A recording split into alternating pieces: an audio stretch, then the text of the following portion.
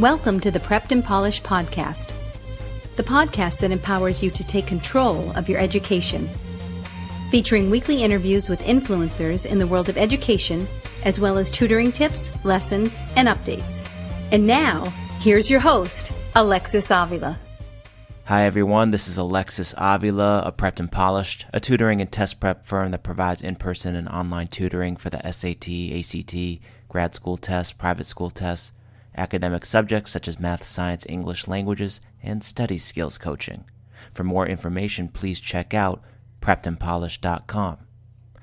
And I welcome you to the Prepped and Polished podcast, where we interview amazing and inspiring guests in the world of education, as well as offer tutoring and test prep tips, lessons, and updates, as well as our Celebs Giving Back series, focusing on celebrities who give back to the world in a positive way. Our interview series starts right now with episode 42 with Gerald Chertavian. Get to know the Prepped and Polished community. You can find us on Facebook, Twitter, and Instagram. Just search for Prepped and Polished. Joining our show today is Gerald Chertavian. Gerald Chertavian is a social entrepreneur, author, and founder and CEO of Year Up, an intensive one-year education and training program that serves low-income young adults ages 18 to 24. Gerald graduated from Bowdoin College and Harvard Business School, where he earned his MBA with honors. A Wall Street veteran and entrepreneur, Gerald started Year Up, a one-year on-the-job training boot camp for the nation's most disadvantaged youth. Gerald Chertavian's book, A Year Up, How a Pioneering Program Teaches Young Adults Real Skills for Real Jobs with Real Success, discusses the journey that took him to Year Up and his experiences within the organization, as well as the journeys of several Year Up students. It made the bestseller list of the New York Times, Wall Street Journal, and USA Today shortly after its release in 2012 of July. In 2014, Gerald's Year Up program was featured on 60 Minutes. My own mentee from the Big Brother program, Daniel Gomes, graduated with honors from the Year Up program and now works as a full-time IT analyst at American Tower Corporation. Gerald talks about his inspiration for starting Year Up and how his program has helped thousands of graduates find jobs at prestigious companies such as JP Morgan and Google. Gerald Chertavian, thanks for coming on the Prepped and Polished podcast. How are you today? I'm doing great. Thanks so much for having me. Gerald, can you focus on a couple of pivotal moments that brought you to here with us today as founder and CEO of Year Up? Sure. For me, the inspiration for Year Up came in large part through the relationship I developed with a young boy through the Big Brothers program. His name is David Heredia, and I met David about 27 years ago when I was working on Wall Street, and was matched with David through the Big Brothers program. And it was really through the experience of spending every Saturday with him over several years that helped me to see how many obstacles he faced to realizing his potential, seeing what he had access to and didn't have access to, and really recognizing that we were wasting human capital in a country where we have no human capital to waste. So I really credit David as being one of my best teachers in life, and certainly the inspiration for starting Year Up, which is to try to provide many, many young adults with the opportunity to go from poverty to a professional career in 1 year. Wow, that's amazing. And are you still in touch with David today? Yeah, David is really a member of our family, so I treat him similar to my other children. And he's now 37, so he's got his own family and lives out in Los Angeles. We still talk and communicate regularly. And he's been a wonderful, wonderful part of our lives for many years now. That's amazing. So I was wondering, of all the things in life that gives someone fulfillment, why was giving back to someone in need on the top of your list and early on in your career? You know, I think for me, when I saw that David's zip code, the bank balance that his mom had, the color of his skin, and indeed the school system he attended were limiting his potential, it just struck me as wrong on pretty much every level, whether it was economically wrong, morally wrong, socially wrong. It just seemed like it was a waste, and I knew that we didn't have to accept it, because I knew how talented David was and is. And so sometimes when you see an injustice and you get close to it, and in this case, close to it from someone who you care deeply for, I think that can have a pretty profound impact on how one wants to direct their time and their energy. And in my case, it really opened my eyes to ultimately what became more of a calling, was to have an opportunity to dedicate my time to creating opportunity for others. That's so inspirational. Gerald, you had a vision early on of creating a private mentoring program devoted to bridging the gap between, and you say this in your book, directionless yet talented youth, and the gap between those and the productivity-conscious corporation. You wrote about your vision on your Harvard Business School application. When did Year Up begin? So I first wrote about starting Year Up back in 1989 when I was applying to Harvard Business School. I then had a career in the technology industry. I unfortunately came out of graduate school and was quite a bit in debt, needed to get stable my own self, and gain some of the skills and experiences that would ultimately allow me to grow an organization. So I started Year Up in February of 2000, having sold my previous company in the technology industry. And really it's been since 2000 to now that we've had an opportunity to take Year Up from 22 students to, we'll serve now 2,750 students in 2015. Wow. On page 46 of your book, you mentioned you were schooled early in your dad's uncompromising work ethic, and by age 12 you had some summer jobs. How much does work ethic play a part at Year Up? It's an incredibly important part of helping our young adults to develop the attitudes and behaviors that are consistent with being a professional.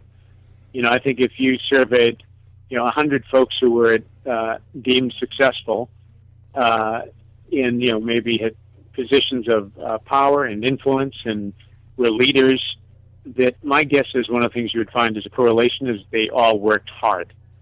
I haven't found many free lunches along the way, and also recognize that having brains is actually not the be-all, end-all. You don't have to be a genius. You have to be smart enough, and then I think your hard work, your ethics, your persistence will take you very, very far down the road. And I believe that strongly, that the distribution of intelligence is much lower than we might think, that the vast majority of folks have everything they need from a capacity and intellectual point of view, in that it's really who wants to pay the price, who wants to work hard, who wants to persist. And, as Calvin Coolidge said, at the end of the day, persistence and determination will ultimately solve most of mankind's problems. Nice. You mentioned in your book, Gerald, that Year Up teaches not just hard skills, but also soft professional skills. I was wondering what some of these skills are that you teach and how they're important for the workplace. Well, at Year Up, we've always believed that you hire for skills and you fire for behavior in this world. And so really making sure our young adults from day one have an opportunity to develop those professional skills was critical to enabling them to be successful in some of the best companies across this country. So everything from how to introduce yourself, how to shake hands, how to dress, how to communicate clearly, how to write proper emails, how to work in teams well, what is positive assertive behavior look like?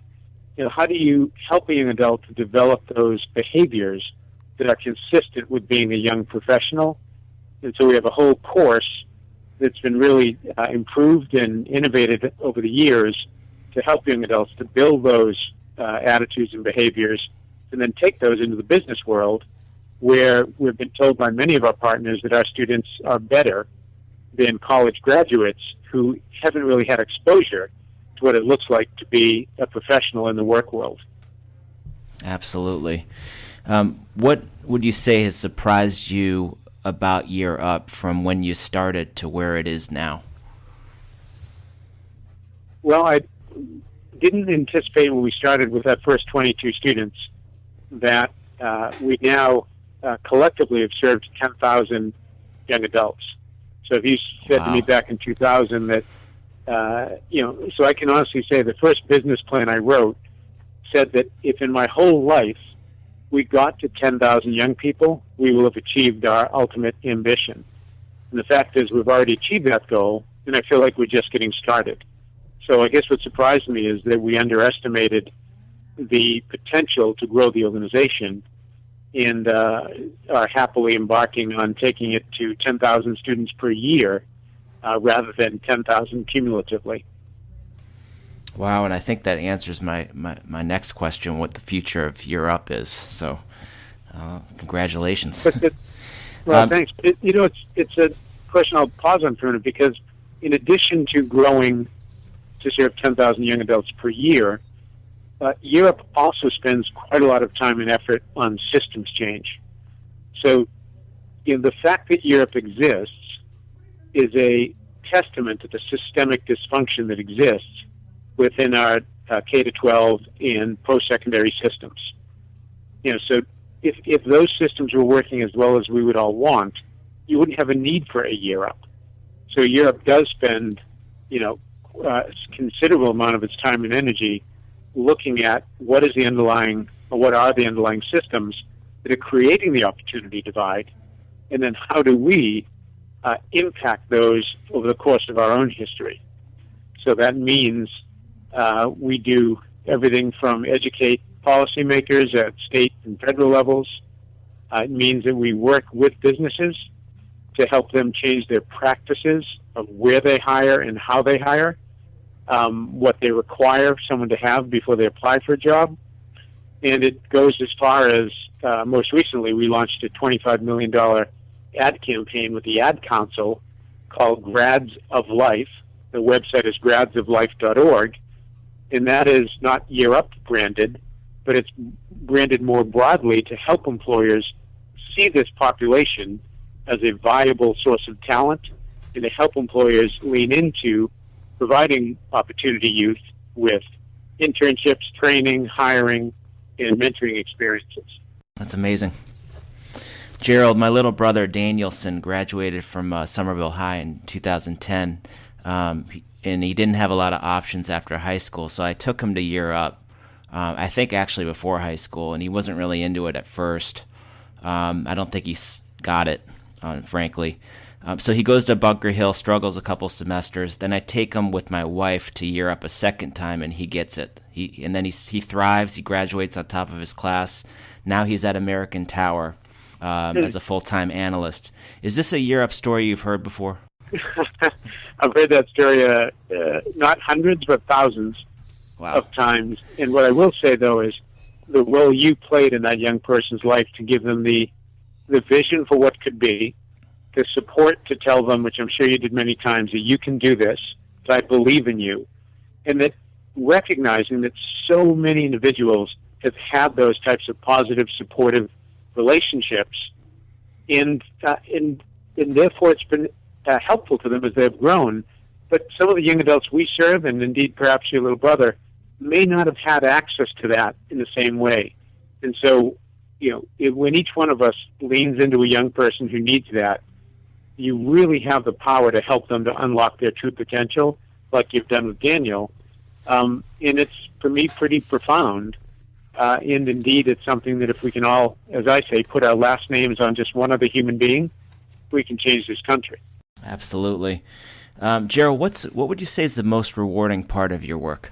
For sure, it's the young adults that I see 10, 13 years later sending me photos of the homes that they purchased, sharing with me their advanced degrees that they've earned, and also watching them joyfully parent young children that they've brought into this world that will never know poverty because their mom and dad have worked hard to achieve.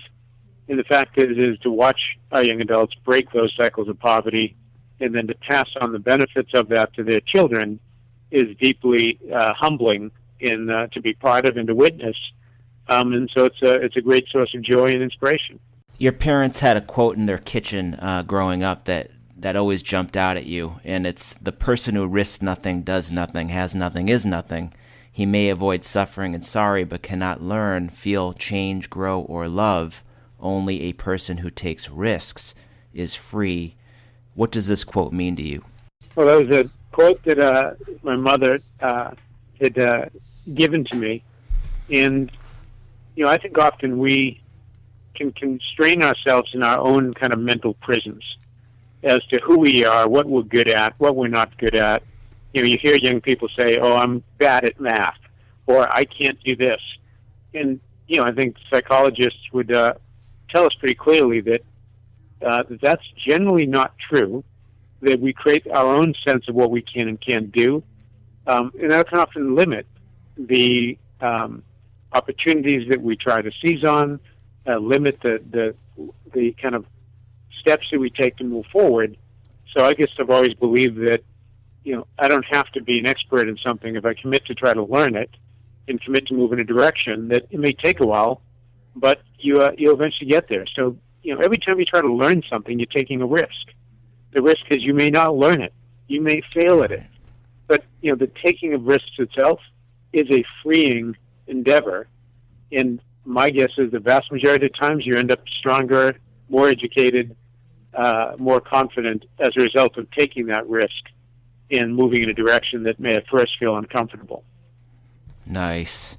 To any teens listening to the podcast today, any advice before they cross that road to that bridge to young adulthood?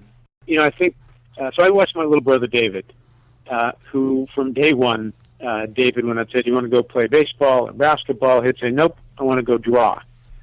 And so we would go to the art store and buy pencils and paper and crayons, and David would draw all the time, 24/7.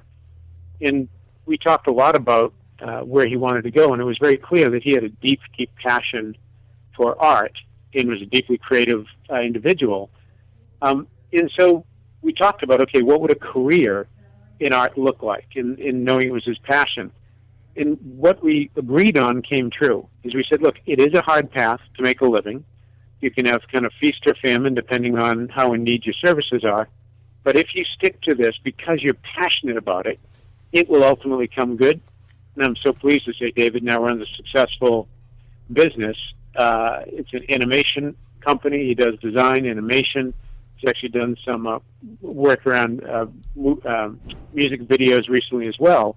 But he's able to support himself and his 3 children and his wife doing what he absolutely loves to do, and he hasn't had to compromise what he loves to do with what he's particularly good at, and how he's able to make money and support himself. So it was a great lesson that if you have the passion and you're willing to work hard at it, that eventually you will find success in that endeavor and likely be able to take care of yourself financially.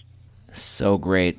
Gerald Chertavian, thanks for joining us on the Prepped and Polished podcast. Appreciate your time.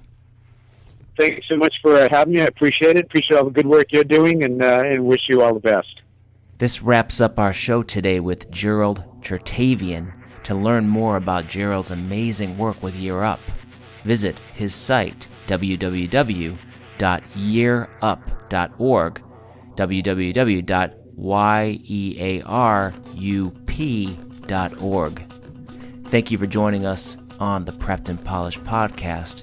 Now go out there and take control of your education. You've been listening to the Prepped and Polished podcast. For more information, check out PreppedAndPolished.com. Also, you can follow us on Facebook and Twitter. Thanks for listening. Class dismissed.